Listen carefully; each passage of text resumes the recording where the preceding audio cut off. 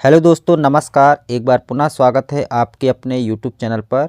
संघ लोक सेवा आयोग सिविल सेवा आईएएस परीक्षा। यदि आप स्नातक पास हैं तो आईएएस, आईपीएस, आईएफएस आदि कई भर्ती परीक्षाओं का फॉर्म भर सकते हैं।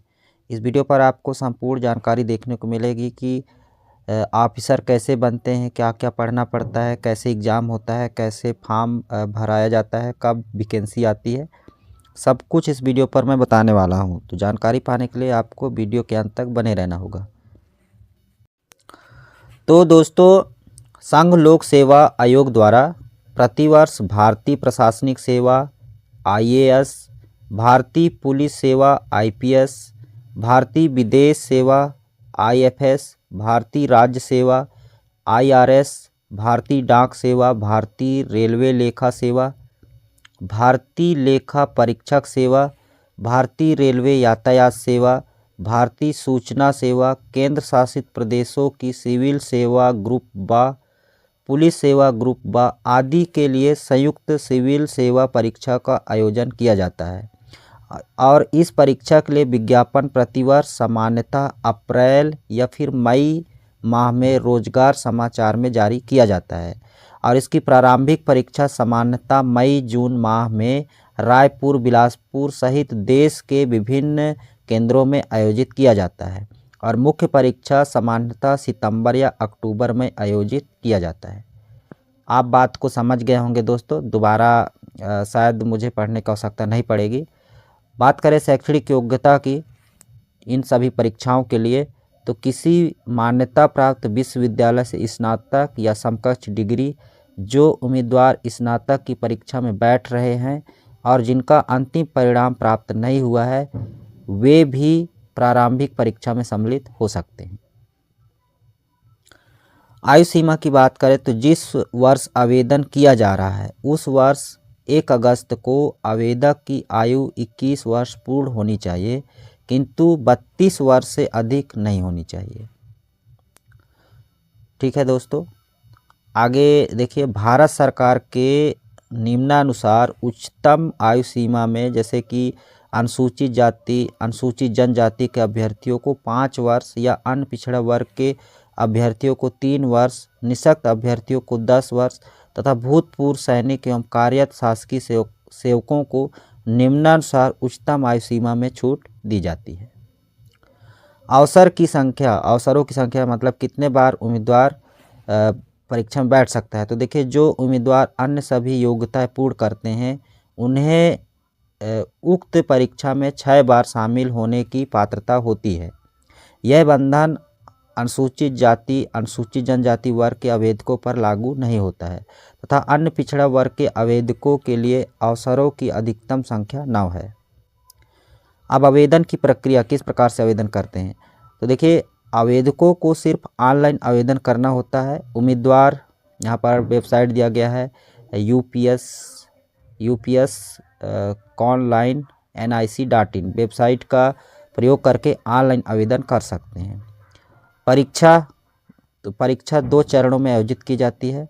पहला प्रारंभिक परीक्षा, लिखित परीक्षा वस्तुनिष्ठ बहुविकल्पी प्रकार के होते हैं, और मुख्य परीक्षा जिसमें लिखित परीक्षा वर्णनात्मक प्रकार तथा साक्षात्कार के माध्यम से परीक्षा आयोजित होती है।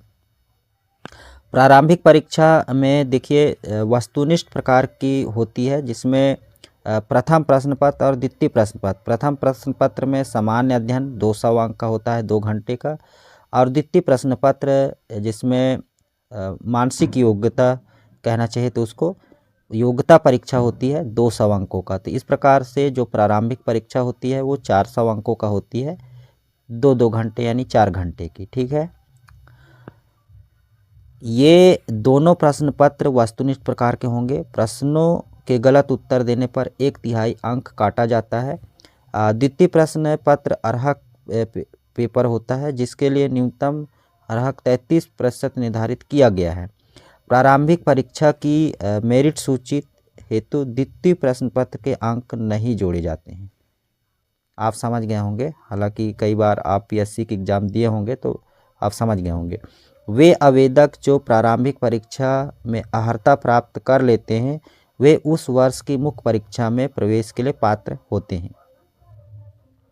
यहाँ पर मैं थोड़ा सा आप सभी को बताना चाहूँ कि जो प्रारंभिक परीक्षा होता है वो प्रथम प्रश्न पत्र यानी समान अध्ययन में पास होने के बाद मेरिट सूची बनती है, एक मेरिट सूची बनती है और मेरिट पर आने के बाद आपको प्रारंभिक परीक्षा में उत्तीर्ण मान लिया जाता है और मुख्य परीक्षा के लिए प्रवेश पत्र जारी कर दिए जाते हैं दोस्तों। ठीक है, अब आगे देखिए जो साक्षात्कार का है, मुख्य परीक्षा और साक्षात्कार जो होता है। मुख्य परीक्षा के प्रश्न पत्र परंपरागत प्रकार के वर्णनात्मक या लघु माध्यम दीर्घ उत्तरीय होते हैं। लिखित परीक्षा में दो प्रकार के प्रश्न पत्र होते हैं, अर्हक प्रश्न पत्र और वे प्रश्न पत्र जिनके आधार पर वरीयता सूची तैयार की जाती है। क्या होता है अर्हक प्रश्न पत्र? तो इसमें वर्णनात्मक प्रकार के 300 अंक के दो प्रश्न होते हैं। पहला प्रश्न पत्र संविधान की 8वीं अनुसूची में सम्मिलित भाषाओं में से आवेदक द्वारा चुनी गई कोई एक भारतीय भाषा का तथा दूसरा प्रश्न पत्र अंग्रेजी भाषा का अर्हक प्रश्न पत्र के अंक की अंतिम वरीयता सूची तैयार करते समय नहीं जोड़े जाते हैं, जिनमें सिर्फ आवेदकों को आयोग द्वारा निर्धारित अर्हक अंक प्राप्त करना अनिवार्य होता है। तो इस प्रकार से ये वरीयता क्रम के लिए जिन प्रश्न पत्रों को आधार बनाया जाता है उसकी परीक्षा योजना निम्नानुसार होती है। जैसे कि निबंध, ठीक है, इसमें 7 विषय दिए जाते हैं, जिसमें पहला होता है निबंध, अधिकतम 250 अंक का होता है दोस्तों। ठीक है, 3 घंटे का होता है निबंध। और फिर द्वितीय पेपर होता है सामान्य अध्ययन, जिसमें भारत का इतिहास एवं संस्कृति, विश्व का इतिहास एवं भूगोल और समाजशास्त्र, ये भी 250 अंक का होता है। और तृतीय होता है समान अध्ययन, भारत का शासन व्यवस्था, संविधान, शासन प्रणाली, सामाजिक न्याय तथा अंतर्राष्ट्रीय संबंध, 250 अंक का। चतुर्थ पेपर होता है समान अध्ययन 3, प्रौद्योगिकी, आर्थिक विकास, जैव विविधता, पर्यावरण सुरक्षा, आपदा प्रबंधन, ये भी 250 अंक का होता है। और पांचम विषय है समान अध्ययन 4, नीति शास्त्र, सत्यनिष्ठा और अभिरुचि, ये भी 250 अंक का होता है। और षष्ठम जो प्रश्न पत्र होता है वह वैकल्पिक विषय प्रथम प्रश्न पत्र और दूसरा है वैकल्पिक विषय द्वितीय प्रश्न पत्र। वैकल्पिक यानी कि जो अभ्यर्थी होते हैं या फिर आवेदक कह सकते हैं, वो अपने से विषय चुन लेते हैं। तो इस प्रकार से 1750 अंकों का यह लिखित परीक्षा होती है दोस्तों। अब मुख्य परीक्षा के लिए भी प्रारंभिक परीक्षा की तरह न्यूनतम अर्हक अंक आवेदकों को प्राप्त करना अनिवार्य है। वैकल्पिक प्रश्न पत्र, जैसे कि आयोग द्वारा वैकल्पिक विषयों को 2 समूहों में बांटा गया है। प्रथम समूह में कुल 25 विषय तथा यथा रसायन, लोक प्रशासन, समाजशास्त्र, इतिहास, भूगोल, अर्थशास्त्र, गणित आदि हैं। द्वितीय समूह में साहित्य में जो संबंधित 23 विषय यथा जैसे कि हिंदी साहित्य, उर्दू साहित्य, अंग्रेजी साहित्य, संस्कृत साहित्य आदि हैं। वही आवेदक द्वितीय समूह के किसी भी साहित्यिक विषय को वैकल्पिक विषय के रूप में चुन सकते हैं, जिन्होंने उसे स्नातक के मुख्य विषय के रूप में अध्ययन किया हो।